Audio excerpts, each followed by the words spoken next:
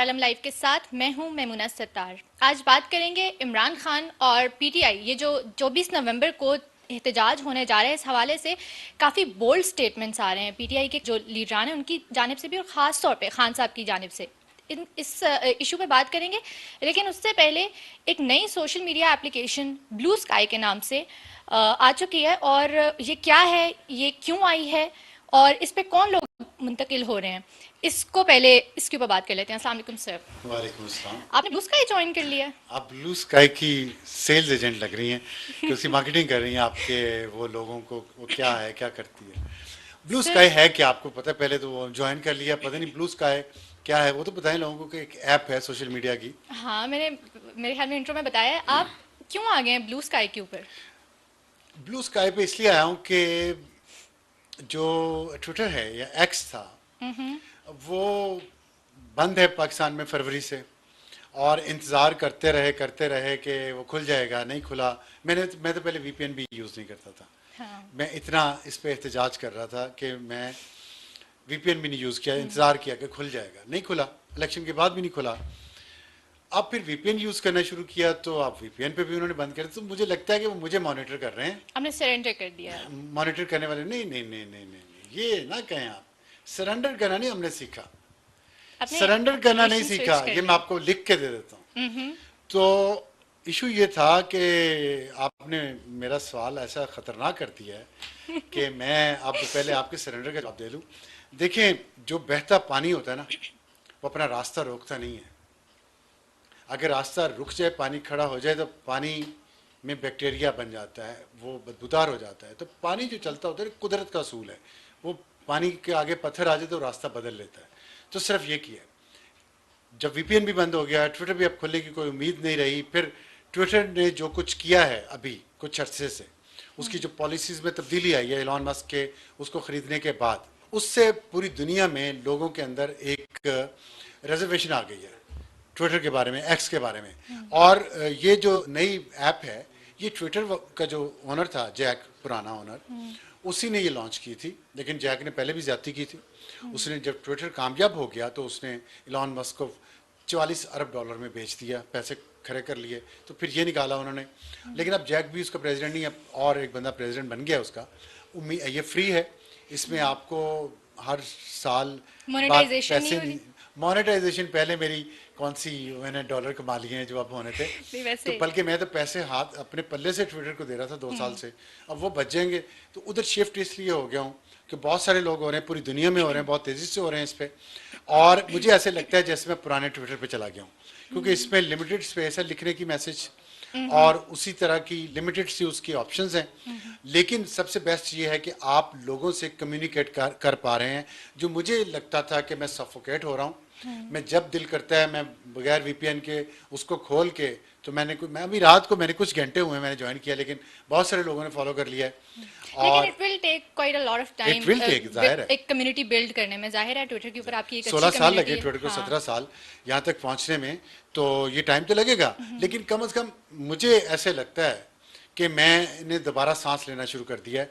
मैं कम्युनिकेट कर पा रहा हूँ अपने लोगों से। मुझे पूरी दुनिया से तो कम्युनिकेट शायद नहीं करना, पाकिस्तानी लोगों से करना है। ख़ास तौर पे जो पाकिस्तान में रहते हैं या दूसरे मुल्कों में रहते हैं और उर्दू समझते हैं, पढ़ते हैं। मैं ज़्यादा उर्दू में करता तो हूँ। इस बात की क्या गारंटी है कि जब हम सारे उस पर शिफ्ट हो जाएंगे and there wouldn't be a time जब उसके ऊपर भी इसी तरीके की पाबंदियां भी लगना शुरू हो जाएंगी, या फिर वो भी आगे किसी को अच्छा बेच सवाल दिया है, अच्छा जाएगा? सवाल है। देखें, हमने प्रिंट मीडिया से शुरू किया, हमने जर्नलिज्म, और फिर इलेक्ट्रॉनिक मीडिया, फिर अब डिजिटल मीडिया। आपने तो शुरू ही डिजिटल मीडिया से किया है। तो आपको प्रिंट और इलेक्ट्रॉनिक मीडिया में जो हमारी स्ट्रगल थी और जितनी रुकावटों को हमने पास किया और आज भी जिंदा हैं और बोल रहे हैं किसी न किसी तरीके से, तो ये चीज़ यही साबित करती है कि रुकावटें नहीं ख़त्म होंगी। ये राइट और रॉन्ग की जंग खत्म कभी नहीं होगी। अगर आप समझे कि एक रुकावट आई है, हमने उसको क्रॉस कर लिया तो आगे कोई नहीं, ऐसा कोई गारंटी दुनिया में कहीं नहीं है। अब दुनिया में भी देखें ना, ट्विटर के खिलाफ बहुत ज़्यादा एक जहन बन गया है। ख़ास तौर पर ट्रंप के साथ जब उसने अलाइन किया है और फ़लस्तीन और गज़ा के ख़िलाफ़ जो वहाँ जो जुल्म हो रहा है उसकी खबर को जो उसने सेंसर किया है, उस पर लोग जो हैं वो उसके ख़िलाफ़ हो गए हैं। हमारे एक प्रॉब्लम ये है कि जो वेस्ट का लिबरल है वो डोनाल्ड ट्रंप के ख़िलाफ़ है, वो इलॉन मस्क के ख़िलाफ़ है। हमारे यहाँ जो लिबरल है ना, क्योंकि हमारे यहाँ लिबरल भी सोडो लिबरल है, मसनूई लिबरल है, तो लेफ्ट है, तो वो डोनाल्ड ट्रंप की सपोर्ट कर रहा है, और जो बाहर रहते हैं वो भी। तो उनके लिए तो मास्क ठीक है, लेकिन मेरा ख्याल है कि जितना मुझे अच्छा रिस्पांस इस पे ब्लू ब्लू स्काई पे स्काई मिला है कुछ घंटों में, मुझे पिछले 8-10 महीनों में ट्विटर पे इतना रिस्पांस नहीं मिला, हाँ एक्स पे। जाहिर है उसकी तो क्योंकि उसकी रीच नहीं है, हाँ रिस्ट्रिक्टेड खोलना है बहुत। मुश्किल है उस पर, तो एक फ्रस्ट्रेशन होती थी। तो ठीक है, अब इस पे लोग आ रहे हैं, कुछ अरसे बाद ये बंद करना पड़ जाएगा, इस पे भी वीपीएन लगाना पड़ेगा। इससे और पहले कोई और देखिए, साइंस से नहीं लड़ सकते आप, ये समझा रहा हूँ, यही समझा रहा हूँ पाबंदियां लगाने वालों को। आप लाउड स्पीकर से लेके आज ब्लू स्काई तक कितनी पाबंदियां लगाएंगे, कितने रास्ते बंद करेंगे, रास्ता निकल आता है। कुदरत का असूल है कि पानी रुकता नहीं है, इंफॉर्मेशन का फ्लो रुकता नहीं है, सच बोलने वालों का रास्ता रुकता नहीं है। जिसने बोलना है, कहना है, वो किसी न किसी तरीके से अपनी बात लोगों हाँ, तक एक ले जाएगा। प्लेटफॉर्म नहीं तो यू दूसरा हैव टू बी प्लेटफॉर्म होता है। Smarter than the criminals. और ये जो सब कुछ बंद कर देना, रेगुलेट करें आप, बंद कर देना। आप ट्रैफिक Exactly. बंद तो नहीं कर देते एक्सीडेंट हो जाए ना, आप रेगुलेट करते हैं, सड़कें बेहतर करते हैं, सिग्नल्स का निज़ाम बेहतर करते हैं, ट्रैफिक पुलिस का वो बढ़ा देते। बंद करना तो कोई कोई दिस इलाज व्हाट नहीं। We had been saying. और आपने जिस तरह कहा ना कि आप वीपीएन भी यूज़ नहीं कर रहे थे जब शुरू में ट्विटर भी बंद हुआ था, यू हैड अ प्लेटफॉर्म। मुझे ऐसा लगता है जब यू नो आप टेलीविजन के ऊपर आ रहे थे, आप अपनी बात कह सकते थे, लेकिन जब रिस्ट्रिक्शन यूँ लग जाती है तो एक आम पाकिस्तानी के पास फिर कोई प्लेटफॉर्म भी नहीं रह जाता, फिर उसने जाहिर है ऐसे ही है। अल्टीमेटली वीपीएन पे जाना होता है। लेकिन देखते हैं ब्लू स्काई कितना चलता है, कब तक चलता है। कमिंग टू पीटीआई का एहतजाज 24 नवंबर को, आप क्या देख रहे हैं? ये जिस तरह की बातें की जा रही हैं कि इतने लोग आ जाएंगे और इतना बड़ा एहतजाज हो जाएगा, इज इट पॉसिबल? ये मैं आपको एंड पे बताऊंगा कि इज इट पॉसिबल और नॉट, ठीक है। और उसकी सॉलिड बेस है उसकी, वो बात बताने की होगा या नहीं होगा। लेकिन मैं आपको ये बताना चाहता हूँ कि कल मेरे सवाल में जो हमने बात की है और कैलकुलेशंस की आप लोगों ने, आपने, तैमूर ने, ताहा ने, उन्होंने ये सारी की कैलकुलेशंस। तो हाँ, जो 10,000 बंदा एक एमएनए की ड्यूटी लगा दी, एमपीए की 5,000 लगा दी, और किसी को कहा है कि गैर हाजिर ना हो। आज भी खान साहब ने बात की है जेल में लोगों से, और फिर उन्होंने कहा कि मैंने पहली दफ़ा कौम को एहतजाज का कहा है, और उन्होंने कहा कि ये फ्रॉड इलेक्शन है, अदलिया को इन्होंने काबू कर लिया है, मीडिया को काबू कर लिया है, वीपीएन पे पाबंदियाँ हैं। और बड़ी मज़ेदार बात उन्होंने की है, उन्होंने नवाज शरीफ वाला शेर पढ़ा है। तो गालिब का? इस कुदरत की सितम ज़रीफ़ी पे मैं मुस्कुरा रहा था जब वो मुझे बताया हमारे यासर हकीम साहब ने कि आज उन्होंने नवाज शरीफ वाला शेर पढ़ा, कौन सा शेर? ए तायर लाहौती, ए तायर लाहौती, उस रिस्क से रिस्क से मौत मौत अच्छी अच्छी। जिस रिस्क से आती हो परवाज में कोताही। तो वेलकम खान साहब नवाज शरीफ के कैंप में। वेलकम ऑन और बोर्ड। तो उन्होंने फिर इसका तर्जमा भी करके बताया कि आज़ादी पर पाबंदी से बेहतर है कि मौत इख्तियार कर ली जाए।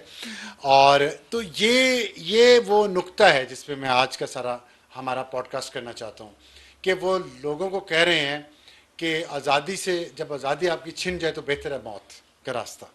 ये जो ख़तरनाक बात की है ना, मेरा यही खान साहब से इख्तिलाफ है। और उनके फॉलोअर्स को भी मैं ये कहना चाहता हूँ कि वो मुझ पर तनकीद करते हैं बहुत, बस मैं खान साहब जिस दिन लोगों के बच्चों को सड़कों पे ला के मरवाना बंद कर देंगे ना, पीपल्स पार्टी और नून लीग की तरह एक ऐसी सियासत करेंगे जिसमें लोगों के बच्चों को सड़क पे ना लाना पड़े, तो मैं खान साहब की सपोर्ट ज़रूर करूँगा। लेकिन जब मैं देखता हूँ ना कि खान साहब के अपने बच्चे तो लंदन में हैं, वो नहीं यहाँ आ रहे, या तो हो ना कि वो भी आ रहे हो 24 नवंबर को। अब प्लान क्या है? 17 लाख बंदों की हम बात कर रहे थे, 10,000 एमएनए लाएंगे और 5,000 एमपीए फी एमपीए लेके आएगा। इसके लिए 36,000 बसें चाहिए। ये कम से कम हम बात कर रहे हैं 36,000 बसें। पूरे पंजाब में बसें कितनी हैं? 97,000, जो इस साल का जो डेटा है उसके पंजाब मुताबिक की। और में। और ये जो 36,000 हैं ये ये पूरे पाकिस्तान केपी और से? नहीं, सिर्फ हम केपी और पंजाब को जो हमने कैलकुलेशन कल की है ना, अच्छा। 2 सूबों की, हमने सिंध बलूचिस्तान को नहीं काउंट किया, और ना ही आज़ाद कश्मीर गिलगित बल्तिस्तान को किया, ना इस्लामाबाद को किया। तो ये 36,000 बसें अगर आप किराए पे लेंगे ना एक दिन की, सिर्फ एक दिन के लिए, तो 1 अरब 80 करोड़ रुपया बनता है। ये कहाँ से इतना पैसा आ रहा है? ये जो लोगों को अपीलें की जा रही हैं कि आप चंदा दें, तो ये पैसे वहाँ से आ रहे हैं या कहीं और से आ रहे हैं? और क्या इसका कोई हिसाब है? तो ये तो होगी एक चीज़। लेकिन दूसरी बात जो है ना, उसमें जो ख़तरनाक बात है कि जो प्लानिंग हुई है इस दफ़ा, उसमें दो दो पहलू मद्देनजर रखे जा रहे हैं। एक तो ये कि पीटीआई की लीडरशिप जो है इस वक्त मौजूदा लीडर जो बाहर है, खान साहब के अलावा और उनकी बहनों के अलावा, मेरी बात को ज़रा गौर से सुनिएगा, खान साहब के अलावा और उनकी बहनों के अलावा जितनी लीडरशिप है बाकी की, वो नहीं चाहती थी कि 24 नवंबर को हम एहतजाज के लिए इस्लामाबाद जाएं। खान साहब और बहनों के अलावा? जी। अच्छा, इससे ज़्यादा इस मेरा क्या है, मुस्कुराहट के पीछे कुछ है, ठीक है, चलिए मैं मैं इससे ज़्यादा समझ ना गई। कहूँ तो ओके, बेहतर रहेगा मेरे ख्याल सही में। है। तो वो नहीं चाहते थे कि, वो चाहते मफाहमत हो, ठीक है, वो नहीं चाहते थे कि सड़कों पे लोगों को लाया जाए, क्योंकि बार बार कॉल्स दी गई लोगों को, वो फेल हो गई। पैसा लगता है, एफर्ट लगती है, पूरा शोर मचा रहता है, सारे काम ठप हुए पड़े हैं खैबर पख्तूनख्वा में, लोगों का कोई काम नहीं हो रहा, ज़िंदगी उनकी मुश्किल हो गई है, लॉ एंड ऑर्डर की सिचुएशन बहुत ख़राब है, सेहत की, टीचर्स स्ट्राइक पे हैं, 1 लाख टीचर्स जिनको कहा जा रहा है कि आप हमारे साथ इस्लामाबाद चलें तो हम आपके मुतालबात मान लेंगे। देखिए ना ब्लैकमेलिंग कैसे हो रही है कि उनकी तनख्वाहें तब बढ़ाई जाएंगी। तो ये सब क्यों किया जा रहा है? इसलिए कि लोग बाहर नहीं निकल रहे। तो अब उन्होंने, एक तो ये है कि कोई फेस सेविंग मिल जाए किसी तरीके से, और वो ये जो 24 नवंबर का एहतजाज है ये मुलतवी हो जाए। एक कोशिश तो ये है। अच्छा, जी, और इसके इस पे लिए काम हो रहा है, बातचीत हो रही है? इस पे काम हो रहा है। अब मसला ये है कि खान साहब और उनकी बहनें नहीं मान रही। खान साहब कह रहे हैं ऐसी मुफाहमत से मुझे क्या फ़ायदा होगा। मेरी बात समझ रही है कि मुझे क्या फ़ायदा होगा, मेरे ऊपर तो केसेस वैसे के वैसे ही हैं। और इसमें एक बड़ा अहम केस है जिसका मैंने जिक्र कुछ दिन पहले किया था। वो केस जो है, अगर आप उस पर सुनवा दें कि मैंने क्या कहा था, ठीक है, एक तो बार सुन लेते हैं। ठीक। इमरान खान साहब के खिलाफ एक कोई स्ट्रॉन्ग केस है जो कि जिसको रखा जाएगा। ये इशू ये है कि जनरल फैज़ का केस है। अपील जनरल कोर्ट मार्शल जो होता है ना, उसमें टाइम लगता है, और लेकिन इतना टाइम भी नहीं लगता जितना लग गया है। सर पे लटकती तलवार, बाज हालात में सर पे लटकती तलवार बेहतर होती है कि उस तलवार से वार किया जाए। मार किया जाए, तो वो ठीक है। सर पे आई थिंक लटकती हमने तलवार जो है ना, वो खान साहब और उनकी डील के ऊपर लटकती रही। तो ये जो उसमें बताया है आपने, अभी जो सुनवाया है कि जनरल फैज़ का केस जो है उसका फैसला इसलिए नहीं आ रहा कि उसको पेंडिंग में रखा जा रहा है, ताकि अगर खान साहब मुफाहमत पे राज़ी नहीं होते, इसी डगर पे चलते हैं और जिस पे खान साहब चल रहे हैं, तो फिर इसका फैसला हो सकता है उस वक्त अनाउंस किया जाए। और आज जो 24 नवंबर की तारीख दी गई है ना, इसके पीछे भी एक वजह यही है कि जनरल फैज़ का फैसला आने से पहले खान साहब अपने शो ऑफ पावर करना चाहते हैं, और दूसरी साइड पे हुकूमत और उसकी जो सपोर्ट कर रही है, हाइब्रिड निज़ाम को जो सपोर्ट कर रही हैं चीज़ें, वो भी ये देखना चाहते हैं कि 24 नवंबर को ये कितना अपनी ताकत दिखा सकते हैं। अब उसमें ये हुआ कि ये पीटीआई को कुछ अंदाज़ा हो गया है, खान साहब को भी अंदाज़ा हो गया है कि कुछ अरसे में ये केस का फैसला हो जाएगा।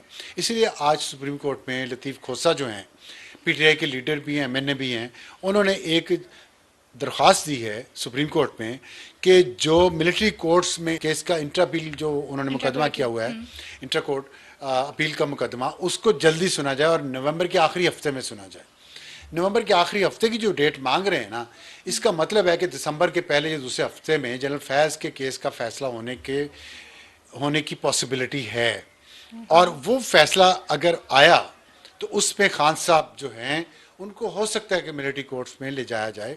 इसीलिए आज जो अदालत में जो जीएचक्यू हमला केस का है, उसमें उन्होंने फ़र्द जुर्म आयद करने की तारीख भी 25 नवंबर दे दी है, और उन्होंने बैरून मुल्क पर सफ़र पर पाबंदी लगा दी जो जा चुके हैं पहले। शहबाज गिल है, मुराद सईद है, और हमाद अजहर है, हमाद अजहर यही हैं, और जुल्फी बुखारी, मुराद सईद भी इधर है। तो ये जो एक दो, मैंने आपको कहा दो पहलू हैं, एक तो फेस सेविंग हो जाए और किसी तरीके से मुफाहमत की तरफ बात चल पड़े और ये सारा एहतजाज ना करना पड़े। लेकिन इसका ये मतलब नहीं कि तैयारी नहीं कर रहे, पीटीआई फुल तैयारी कर रही है और भरपूर तरीके से तैयारी कर रही है। मसला ये है कि टाइम बहुत कम है, और इन्होंने एक गलत फैसला किया है जिसका पीटीआई की क़यादत को एहसास है। और वजह यह थी कि अलीमा खान ने जब देखा कि बुशरा बीबी बाहर आई हैं और वो सियासत करेंगी, तो वो खान साहब के पास गई और उनसे डेट लेके उन्होंने अनाउंस कर दी फौरी तौर पे, बगैर किसी मशवरे के।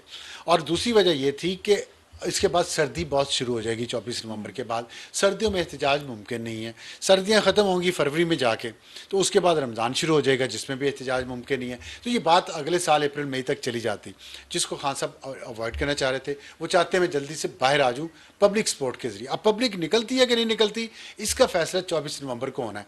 तो उसके लिए अब बुशरा बीबी ने फिर ये किया कि अगर अलीमा खान ने ये डेट अनाउंस कर दी, उन्होंने एक चैलेंज के तौर पे लिया, वो पेशावर जाके बैठ गई और वहाँ उन्होंने तमाम MNAs और MP को तलब कर लिया, उनसे ख़िताब किया और उसमें अलीमा खान ग्रुप के किसी मेंबर को नहीं बुलाया, किसी भी मेंबर को नहीं बुलाया उन्होंने। और इसमें वाज़े मैसेज दिया अलीमा खान को कि अगर आपने सियासत की है 24 नवंबर की फौरी तौर पे डेट दे के, तो मैं अब इसको पूरा करके दिखाऊंगी। लेकिन साथ एक कोशिश हो रही है कि कोई फेस सेविंग मिले और ये इसको डिले कर सके PTI इस एहतजाज को। उसकी कितनी पॉसिबिलिटी है ये 1-2 दिनों में पता चल जाएगा। अब जहाँ तक आपकी जो अगर वो एहतजाज करते हैं तो उसमें एक नई जो उन्होंने स्ट्रेटजी बनाई है, जो अंदर हॉक्स है ना, दोनों किस्म के लोग हैं, कुछ मुफाहमत चाहते हैं, कुछ चाहते हैं सड़कों पे निकलें। और उसमें 2 चैलेंजेस हैं बहुत बड़े। एक तो पंजाब के लिए चैलेंज है, पंजाब की PTI के लिए, जो खैबर पख्तूनख्वा पेशावर की जो लीडरशिप है, पख्तून लीडरशिप खास तौर पे, वो कह रही है कि हमने तो बहुत स्ट्रगल किया। इस्लामाबाद के भी कुछ लोग हैं, हमने बहुत स्ट्रगल की है पिछले 2 साल, हमने बार बार एहतजाज किए हैं, मुजाहरे किए हैं, धरने दिए हैं। पंजाब की क़ियादत नाकाम हो गई है लोगों को बाहर निकालने में।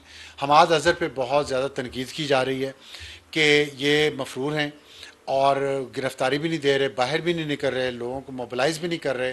तो अब पंजाब की तरफ बहुत नज़रें हैं कि पंजाब से कितने लोग यहाँ पे इस्लामाबाद पहुँच पाते हैं।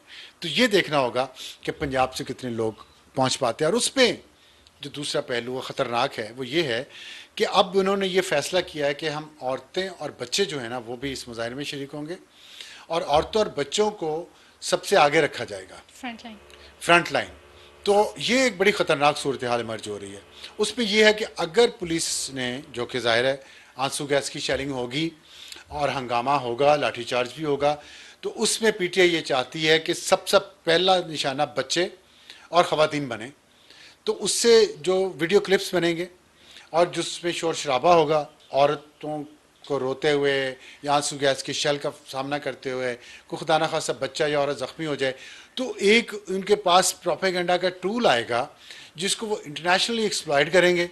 इस वक्त जबकि मैंने आपको बताया अमेरिका में नई एडमिनिस्ट्रेशन आ रही है ट्रंप की, जिसके ऊपर PTI मुसलसल काम कर रही है कि उनको, और अभी 54 कांग्रेसमैन का एक और ख़त भी जो बाइडेन को गया है, तो एक लॉबिंग वहाँ ये हो रही है, साथ से प्रोपेगेंडा मटेरियल इकट्ठा करने की कोशिश हो रही है औरतों और बच्चों को आगे रख के। और अगर खुदा ना खास्ता कोई जान किसी की चली गई तो PTI का प्रोपेगेंडा तो बहुत ज़्यादा आपको पता है टॉप गियर में चलता है, तो वो बड़ी मुश्किलात पैदा कर देगा पाकिस्तान के लिए और पाकिस्तान की हुकूमत के लिए। अब ये एक ऐसी नाजुक सूरत हाल है जिसमें दूसरी तरफ से जो है ना, वो दूसरी तरफ से ये कहा जा रहा है और पूछा जा रहा है कि अगर आम लोगों के बच्चे और आम लोगों की ख़वातीन फ्रंट लाइन पे होंगी तो उसमें खान साहब के बच्चे और खान साहब की बेगम बुशरा बीबी वो भी फ्रंट लाइन पे हों तो बात बनती है। वरना लोगों के, मिडिल क्लास के, गरीबों के, वर्कर्स के बच्चों को, वोटर्स के बच्चों को और ख़वातीन को आप फ्रंट लाइन पे लाएं, उनको शिकार बनाएं रियासत के जुल्म का, आंसू गैस का और लाठीचार्ज का, और ख़ुद आपके बच्चे लंदन में आराम से रह रहे हों, आपकी बेगम साहिबा वहाँ पे पेशावर में सुकून से बैठी हूँ। तो ये लोग इस दोहरे मेयार पे तनकीद कर रहे हैं और सवालात उठा रहे हैं, जिसका जवाब देना बहुत ज़रूरी है PTI के लिए। ठीक है, मैं कंक्लूड करने लगी थी कि आपने रियासत के जुल्म की बात की है। रियासती जुल्म तो किसी तौर भी जस्टिफाइड नहीं होगा। अगर खुदा ना खास्ता कोई भी ऐसी सिचुएशन बनती है तो उससे पहले आई होप के कोई डायलॉग की सिचुएशन बन जाए, हाँ हो जाए, ये बात आगे चला जाए। ये बात आपने बहुत अच्छी की है कि डायलॉग होना चाहिए, रियासती जुल्म की कोई गुंजाइश नहीं बनती, लेकिन वायलेंस आम आदमी का करने की भी गुंजाइश नहीं है। जब हम रियासत के जुल्म पे आवाज़ बुलंद करते हैं तो हम क्या कहते हैं कि रियासत वायलेंस कर रही है हमारे ख़िलाफ़, कानूनी इक़दाम हमारे ख़िलाफ़ करने हैं तो करें।